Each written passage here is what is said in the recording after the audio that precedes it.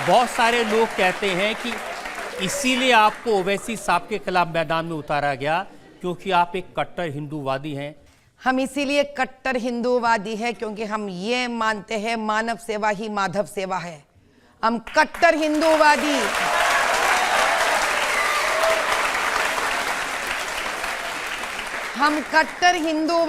इसलिए है कि हम मानते हैं धर्मो रक्षति रक्षितः।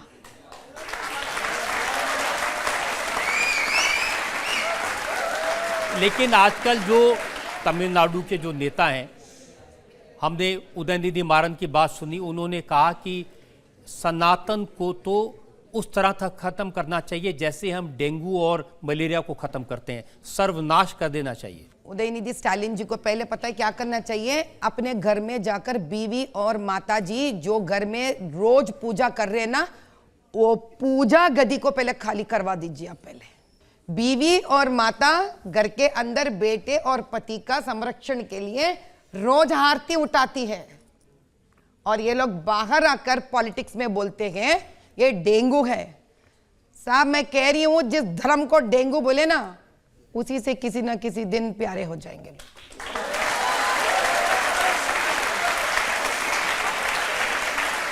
और सबसे नई बात तो राहुल गांधी ने कही है। राहुल गांधी ने कहा कि हिंदू धर्म में एक शक्ति है और हमें उस शक्ति से लड़ना है। साहब बराबर कही ना हमने, हिंदू धर्म शक्ति है, शक्ति से लड़ना है। सामने बैठी हूं ना मैं। अरे वाह, राहुल जी ने जीवन में पहली बार एक तो सही बात बताई साहब, एक तो सही बताई, क्योंकि उनकी दादी जी भी शक्ति थी साहब, पहचान नहीं पाए उन्होंने। इंदिरा गांधी जी भी शक्ति थी, जो दादी को नहीं पहचान पाए वो इस देश के औरतों को क्या पहचानेंगे साहब? इस भारत माता को क्या पहचानेंगे साहब? देखिए, उन लोग का कहना है कि मोदी जी इसी हिंदू शक्ति को इकट्ठा करके वोट लेना चाहते हैं। अयोध्या में राम मंदिर में जो प्राण प्रतिष्ठा हुई, इसको बीजेपी का शो बना दिया पूरी तरह से। साहब ये लोग इटली में मिलकर बोफोर्स का गफला कर सकते हैं, ठीक है, इनका जायदाद है ये। और अकबरुद्दीन जी खुद के मस्जिद तोड़कर बाबरी मस्जिद बाबरी मस्जिद बाबरी मस्जिद बोलते रहेंगे। और बचपन में ना टोपी लगाई इन्होंने, ना मुंडवाया कुछ भी। तो अभी आते हैं ये सब करके मुसलमान बनने के लिए।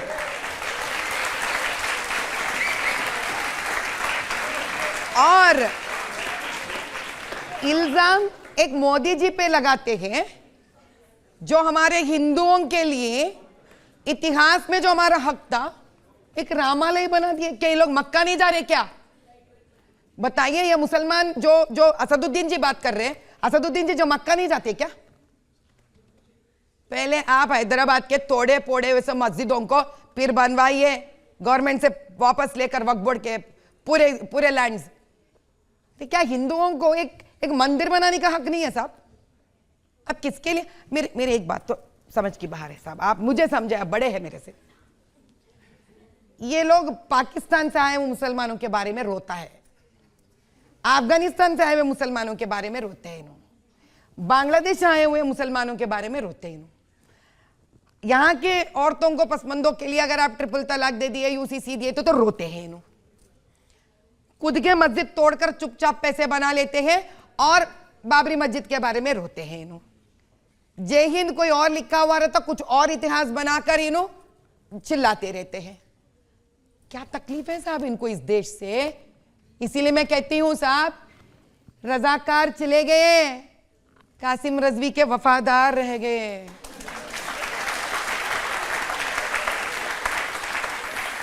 साहब जब तक ये भी चले नहीं जाते इस देश से, यहां के मुसलमान का तरक्की नहीं होती है साहब। मैं बता रही हूं, यहां का मुसलमान का तरक्की नहीं होती है। तो कहाँ भेजेंगी आप इन्हें? साहब एक बार अभी देखते रहिए, ये हार जाएंगे। सिर्फ यहां पे नहीं, सिर्फ हैदराबाद लोकसभा पार्लियामेंट में ही नहीं, भारत देश में जहां जहां ये जा रहे हैं ना, हिंदुओं पूरे और मुसलमान भी पूरे एकत्रित हो जाएंगे और इनको हरा कर रहेंगे देश के पूरे। पहले तो आपने हमारी तारीफ करी और आपकी भी तारीफ है कि हम सब उल्टे हाथ में घड़ी पहनते हैं और लोग कहते हैं कि मुसलमान उल्टे होते हैं, जबकि आपने सीधे हाथ में घड़ी पहनी है, तो उल्टे में तो हमने पहनी है। खैर, और दूसरी मैं बात जी- उल्टा तो नहीं हो गया ना। नहीं, आप सीधे में पहने हैं, हम उल्टे में पहने हैं। और दूसरी बात सर, सब जैसे कहते हैं कि आरएसएस, बीजेपी, आपने भी कहा कि ये सब अखंड भारत की, हिंदुत्व की बहुत ज़्यादा उसके आज उसमें है, तो वो अखंड भारत के फेवर में हैं। तो आज 17% हमारे मुस्लिम भाई हैं यहाँ पे, तो अखंड भारत वो चाहते हैं, तो आप भी क्या चाहते हैं? मैं तो चाहूँगा कि हमारा भी पंजाब वहाँ से आ जाए, अखंड भारत बने, हमारे मुस्लिम भाई भी वहाँ से आ जाए। भाई साहब, तो हमारे मुस्लिम भाई वहाँ से आएंगे तो आपके ही सपोर्टर बढ़ेंगे, बहुत ओवैसी साहब का नारा और बढ़ेगा, आपका नाम और बढ़ेगा। देखा आपने, अखंड भारत के लिए मैं तैयार हूँ। हाँ जी पूरा बांग्लादेश ले लीजिए आप, जी पूरा पाकिस्तान ले लीजिए, जी। आधा अफगानिस्तान ले लीजिए, आधा बर्मा ले लीजिए, थोड़ा भूटान ले लीजिए, जी पूरा नेपाल ले लीजिए। मगर सबसे पहले मोदी जी को चाहिए कि पहले पीओके ले लीजिए आप, चीन को भगाइए। सर, जब डेप्सांग, पूरा डेमसांग पूरा से- पाकिस्तान ही आ जाएगा तो छोटा पीओके तो महर में ही आ जाएगा, जोर पूरा से पाकिस्तान आ जाएगा तो पीओके तो महर में ही आ जाएगा। ले लीजिए ना, कौन रोक रहा है भाई? आप भी सपोर्ट करिए ना सर। अरे 100 मैं माइनस सपोर्ट कर रहा हूँ। 17% तो मांग रहे हैं, आप भी लिख मांग के रहे दूं क्या मैं? बोलिए आप, हैं। जी जी क्या बोले? चलिए, एक ऐसा नोट है जिस पर मैं एक ब्रेक ले सकते हैं और ब्रेक के बाद आपकी अदालत में इल्जाम और सवालात का एक और। आपने कहा नौजवानों से, नौजवानों मस्जिदों को आबाद रखो, कहीं ऐसा ना हो कि मस्जिदें हमसे छीन ली जाएं। बिल्कुल सही है। कौन छीन रहा है मस्जिदें? बीजेपी आरएसएस छीनना चाह रही है।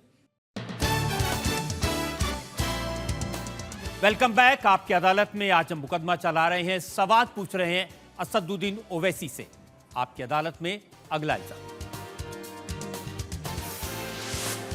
आपकी अदालत में एआईएमआईएम के प्रेसिडेंट असदुद्दीन ओवैसी पर आरोप है कि ये लोगों की भावनाओं को भड़काते हैं। आपकी एक तकरीर मेरे पास है हाल ही में। आपने कहा नौजवानों से, नौजवानों मस्जिदों को आबाद रखो, कहीं ऐसा ना हो कि मस्जिदें हमसे छीन ली जाएं। जी बिल्कुल सही है। कौन छीन रहा है मस्जिदें? बीजेपी आरएसएस छीनना चाह रही है। ऐसी ताकतें हैं जो छीनना चाह रही हैं। कौन बिल्कुल सी छीन- मस्जिद छीनी? अब आप देख लीजिए, दिल्ली की 600 साल पुरानी मस्जिद को आपने शहीद कर दिया। सुनेरी बाग की मस्जिद को आप निकाल देना चाहते हैं। और सुनेरी बाग की मस्जिद में कभी आपने सुना कि अगर कोई प्राइम मिनिस्टर या होम मिनिस्टर अगर मंदिर के सामने से जा रहा है तो मंदिर में पूजा रोक दी जाती? कभी सुना आपने? सुनेरी बाग की मस्जिद में जब कभी प्राइम मिनिस्टर का काफिला जाता है, मूवमेंट, जिसको मूवमेंट बोलते हैं, नमाज नहीं होती उस वक्त में सुनेरी बाग में? क्यों नहीं होती भाई? आप पूछ लीजिए, मेरी बात की यकीन मत करिए, आप जाइए वहां के इमाम साहब से, लोगों से पूछ लीजिए। देखिए, किसको बिल्डिंग को गिराना है नहीं गिराना ये तो कोर्ट के फैसले होते हैं। नहीं, आपने नोटिस, सरकार अभी ने सुप्रीम कोर्ट का फैसला देखा। चेन्नई में सरकारी जमीन पर अवैध दरअसल बताने के लिए, जो रिलीजियस प्लेसेस हटाने के लिए ऑर्डर दिया है। चेन्नई में कोयम्बेडू मस्जिद है, उसके केस में सुप्रीम कोर्ट ने ऑर्डर दिया है कि ऐसे सभी जो धर्मस्थल हैं, चाहे वो चर्च हो, चाहे वो मस्जिद हो, चाहे वो मंदिर हो, उन सबको हटाना चाहिए। सर, कोर्ट के ऑर्डर की हम बात नहीं कर रहे हैं, हम गवर्नमेंट के एडमिनिस्ट्रेटिव ऑर्डर की बुनियाद पर, जिसको कोर्ट ने नहीं कहा था, आपने उस 600 साल पुरानी मस्जिद को और खबरस्तान को आपने शहीद कर दिया। और ऐसा कोई दिन नहीं जाता जहां पर बीजेपी आरएसएस की तरफ से बोला नहीं जाता कि हम भारत में ऐसे इतने हजारों मसाजिद हैं, उसको हम लेकर रहेंगे। खुला कहते हैं वो लोग। तो आप भी तो खुला कहते हैं, पार्लियामेंट में बाबरी मस्जिद जिंदाबाद। हाँ बाबरी बिल्कुल, मस्जिद मैं भी कह दूंगा जिंदाबाद बाबरी मस्जिद। गुनाह क्या है सर? फ्रीडम ऑफ एक्सप्रेशन है मेरा ये। अगर मैं भारत की पार्लियामेंट में नहीं कहूंगा तो कहां कहूंगा? मोदी जी जिंदाबाद बोल सकते तो बाबरी मस्जिद जिंदाबाद बोले, क्या गुनाह है? कोई गुनाह तो नहीं किया। मैं कह रहा हूं कि इस्लामिक धर्म के लिहाज से जिस जगह मस्जिद बन जाती है, वो जब तक दुनिया अल्लाह कायम रहेगा मस्जिद ही रहेगी। आप उसको तोड़ दें या कुछ करें, तो मैंने कहा मस्जिद है, मस्जिद रहेगी। इसमें प्रोवोकेशन कहाँ है? और बाबरी मस्जिद एक केस स्टडी है कि किस तरीके से मस्जिद को छीना जा सकता है, उसको हमको समझना है। हमने एक मस्जिद को खोया है इन तमाम पॉलिटिकल पार्टीज के बातों में आकर। सुप्रीम कोर्ट को जाकर बीजेपी ने कहा था कि हम हाथ नहीं लगाएंगे। और मस्जिद को आपने तोड़ दिया। सुप्रीम कोर्ट अब तक कंटेम्प्ट पिटीशन नहीं सुना और क्रिमिनल कोर्ट में कोर्ट ने फाइंड किया कि कोई भी कन्विक्ट नहीं हुआ उसमें, कोई कन्विक्ट नहीं हुआ उसमें। और खुद पार्लियामेंट में ये एकनाथ शिंदे के जो पार्टी लीडर हैं वो नरसिम्हा राव की तारीफ में कह रहे थे कि जब बाबरी मस्जिद को तोड़ा जा रहा था तो पीवी नरसिम्हा राव ने कहा कि मैं पूजा कर रहा हूं, मुझे डिस्टर्ब मत करो। उन्होंने कहा, मैंने नहीं कहा ये। आप बताइए फिर क्या है ये? फिर ये देखिए, सुप्रीम कोर्ट का फैसला है और आप कहते हैं कि मक्कारी से बाबरी मस्जिद ले ली। सुप्रीम कोर्ट का फैसला जो है ना, अगर आप पूरा फैसला पढ़ेंगे सर, तो उसमें फैसले में सुप्रीम कोर्ट ने कहा कि मंदिर को तोड़कर मस्जिद नहीं बनाई गई। सुप्रीम कोर्ट ने एएसआई की सर्वे की रिपोर्ट को नकार दिया। सुप्रीम कोर्ट ने जो फैसला दिया हम उसको जो गलत मानते हैं, इसलिए कि सुप्रीम कोर्ट ने फेथ की बुनियाद पर दे दिया, फेथ की बुनियाद पर दिया। अब अगर फेथ की बुनियाद पर आप दे देंगे तो फिर उसका कोई रोक टोक ही नहीं है। अब वैसे साहब हो गया ना, अरे फैसला हो गया, वहां पर इतना भव्य राम मंदिर बन गया, लाखों लोग वहां जा रहे हैं, अब छोड़िए उसको, कहां उसमें। यही बात आप उन यहूदियों से कहिए जिसको हिटलर ने 60 लाख यहूदियों को गैस के चेंबर में डालकर मार दिया था। वो 1930s की दास्तान को 2024 तक बोलेंगे। मैं भी बाबरी मस्जिद की दास्तान को मेरे मरने से पहले मेरे औलाद को बोलूंगा कि तुम भी बोलते रहना, क्योंकि जिस तरीके से मस्जिद को छीना गया उस तरीके से हम दोबारा मस्जिद को नहीं खोना चाहेंगे। क्या 6 दिसंबर इस देश के लिए फख्र का दिन है? बताइए, अगर 6 दिसंबर नहीं होता तो सुप्रीम कोर्ट का जजमेंट क्या था? ये तो पार्लियामेंट ने कहा कि 22 जनवरी फख्र का दिन है, उस दिन राम मंदिर बना। वही तो हम कह रहे हैं। अच्छा किया आपने, 17 दिसंबर 1992 को पार्लियामेंट ने बाबरी मस्जिद डिमोलिशन को कंडेम किया और रेजोल्यूशन में आरएसएस, विश्व हिंदू परिषद, बजरंग दल को कंडेम किया और कहा कि यह काला दिन है। अब पार्लियामेंट के रेजोल्यूशन के खिलाफ अगर आप एक और रेजोल्यूशन ला रहे हैं तो हमने इसी पार्लियामेंट में as an Indian, proud Indian मैं कह रहा हूं कि हमने कहा कि पीओके हमारा है। कल क्या आप रेजोल्यूशन लाएंगे पीओके हमारा नहीं है बोलकर? आप कौन सा प्रेसिडेंट क्रिएट कर रहे हैं? ये तो गलत है ना, बिल्कुल बिल्कुल गलत है ये। अब तो ज्ञानवापी मस्जिद को लेकर हाई कोर्ट ने ऑर्डर दिया है कि वहां तहखाने में पूजा होती थी और 1993 में जो पूजा बंद की थी वो गलत था, वहां पूजा कंटिन्यू होनी चाहिए। अब इसकी क्रोनोलॉजी समझिए। इसका मैं आपका एक एग्जांपल दे रहा हूं आप लोगों को समझाने के लिए। 29 और 30 दिसंबर के दरमियान में 49 में बाबरी मस्जिद में मूर्तियां रख दी गई, नंबर 1। हाँ, फिर नायर साहब ने उसको लॉक डाल दिया, नंबर 2। नायर साहब उसके जनसंघ के एमपी बन गए। आपने 6 दिसंबर को तोड़ दिया और तोड़ने वालों को आपने जगह दे दी। यहां पर क्या हुआ, यहां पर व्यास फैमिली कह रही है कि हमारे पास 1530 डॉक्यूमेंट है। मैं भी कह रहा हूं कि मैं भी 500 साल से नमाज पढ़ा था बाबरी मस्जिद में, नंबर 1। व्यास फैमिली कहती है कि 93 में मुलायम सिंह की सरकार ने बगैर रीजन राइटिंग के दिए बंद कर दिया। मैं भी कह रहा हूं कि मेरी मस्जिद को भी आपने बंद कर दिया था।